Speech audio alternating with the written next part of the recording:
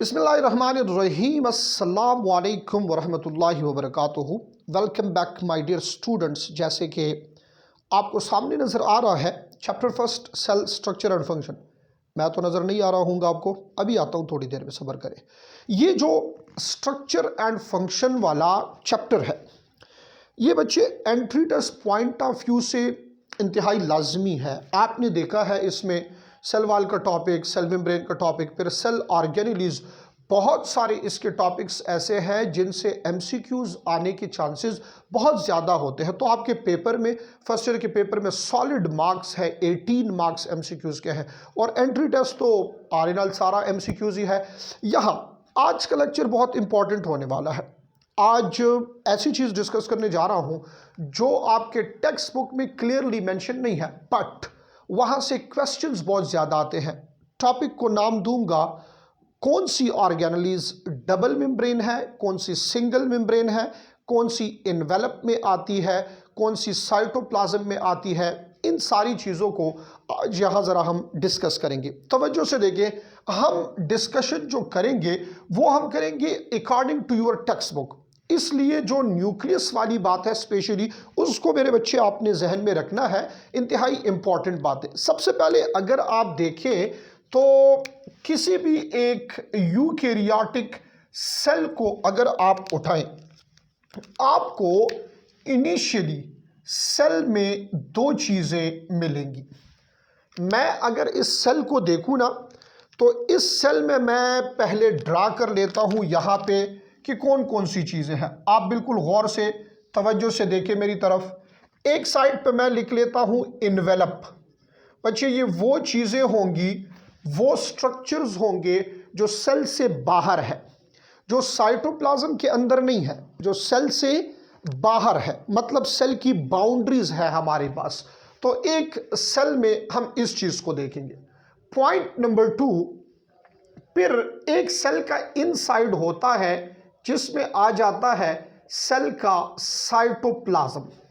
ठीक है, ये दूसरी चीज आ गई है। तो ओवरऑल इस वक्त मैंने सेल को दो हिस्सों में डिवाइड कर लिया है।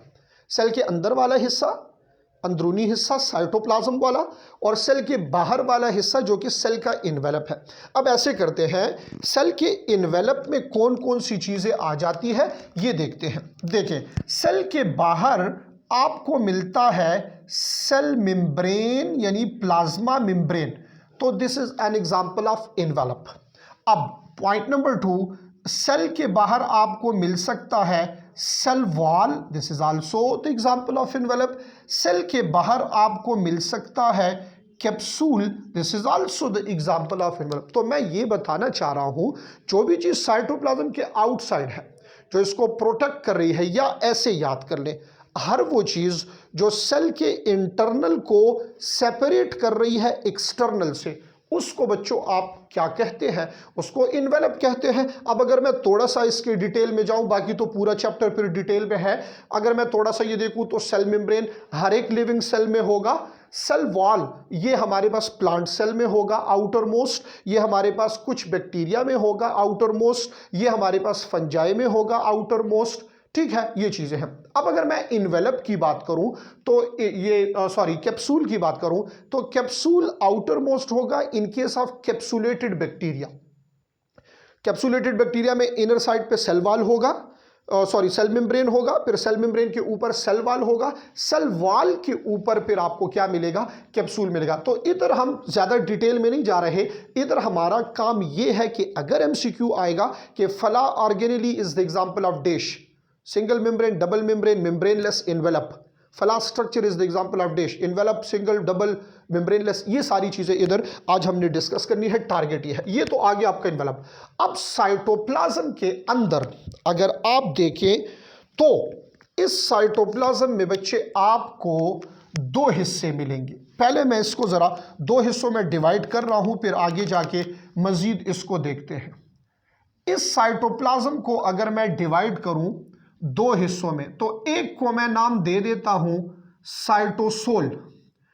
साइटोसोल। ये क्या है बच्चे, आपको ऑलरेडी पता है, the soluble region of cytoplasm है जिसमें 90% वाटर है और जो मीडियम है बहुत सारे रिएक्शंस का। मैं फिर से कह रहा हूं, उस तरफ नहीं जाती डिटेल से, हम एग्जाम्पल वाले एमसीक्यूज को आज क्लियर करने लगे हैं। इसके बाद साइटोसोल के बाद आपको मिलेंगी ऑर्गेनेलीज।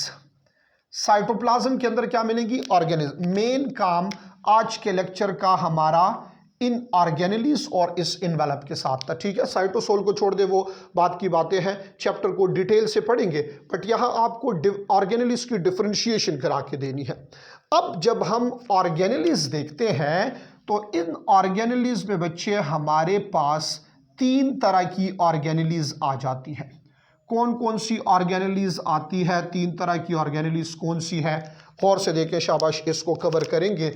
एक ऑर्गेनेली मैं एग्जाम्पल लिख लेता हूं कि ये है मेम्ब्रेन लेस, ठीक है, जिसके इर्द गिर्द कोई मेम्ब्रेन नहीं होता।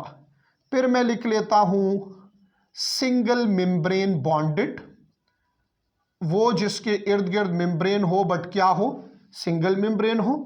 और फिर लिख लेता हूं डबल मेम्ब्रेन बॉन्डेड, वो ऑर्गेनेलीज जिसके इर्द गिर्द मेम्ब्रेन भी है और वो मेम्ब्रेन क्या है, डबल है। देखिए, तवज्जो से मेरी बात सुने, आप ऐसे भी कर सकते हैं, ऑर्गेनेलीज को डिवाइड कर दें मेम्ब्रेन लेस और मेम्ब्रेन बॉन्डेड में, फिर उस मेम्ब्रेन बॉन्डेड को डिवाइड करें सिंगल मेम्ब्रेन और double.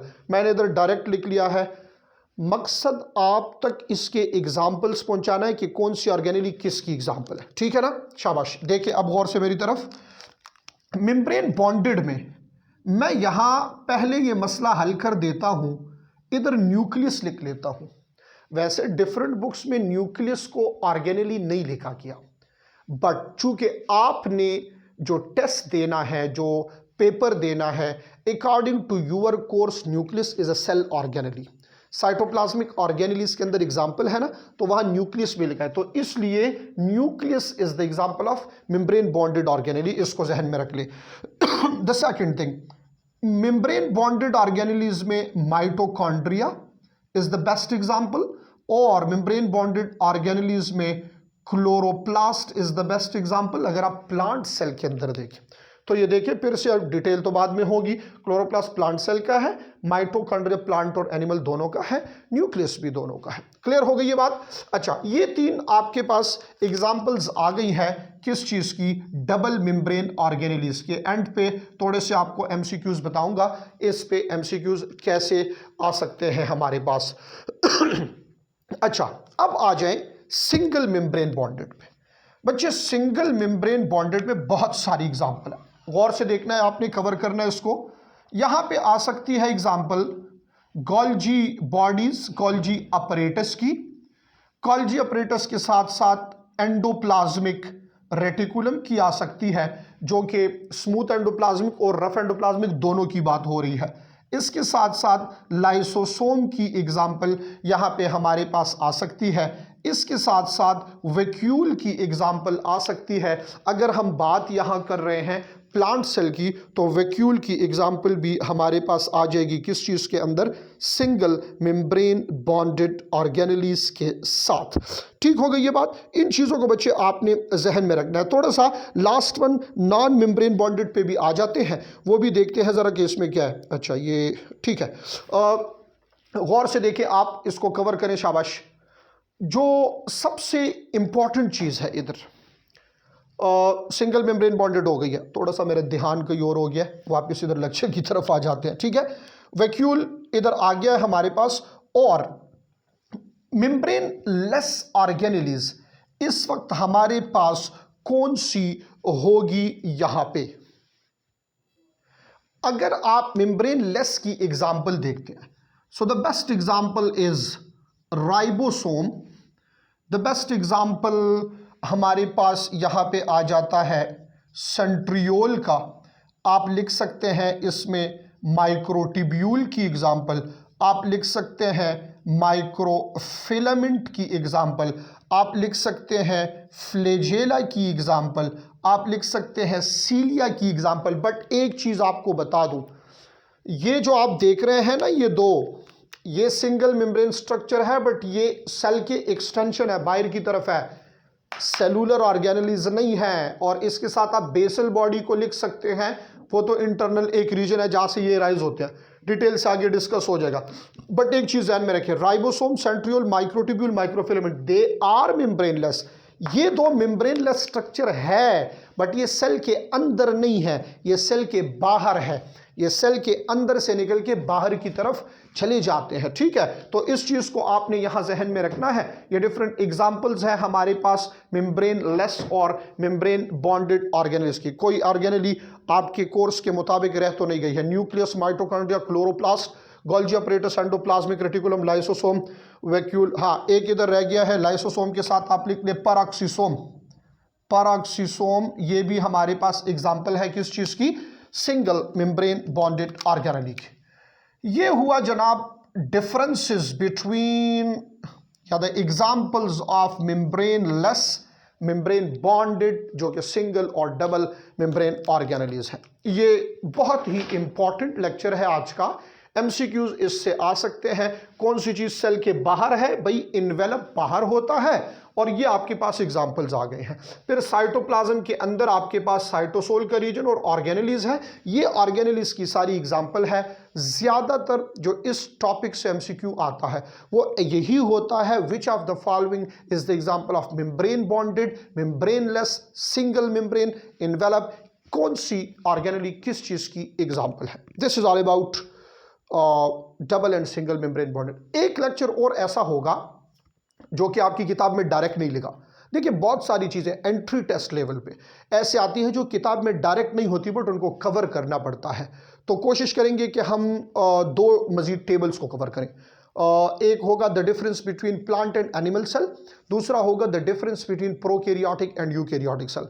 Cell wall, cell membrane, cell theory, basic के स्ट्रक्चर्स ये आपने देख लिए हैं। अब अगला सिलसिला शुरू होने जा रहा है इस चैप्टर में, वन बाय वन हमारे पास सेल ऑर्गेनेलिस का, जो कि हम शुरू करेंगे। पहले साइटोसोल को थोड़ा सा डिस्कस करेंगे, उसके बाद प्रोटोप्लाज्म, प्रोटोप्लास्ट, ये चीज़ें थोड़े से ये टर्म्स डिस्कस करेंगे, और साथ में राइबोसोम से शुरू होके मजीद सारी ऑर्गेनेलिस पढ़ेंगे। मिलते हैं एक और लेक्चर में। Thank you so much for joining us. Allah Hafiz.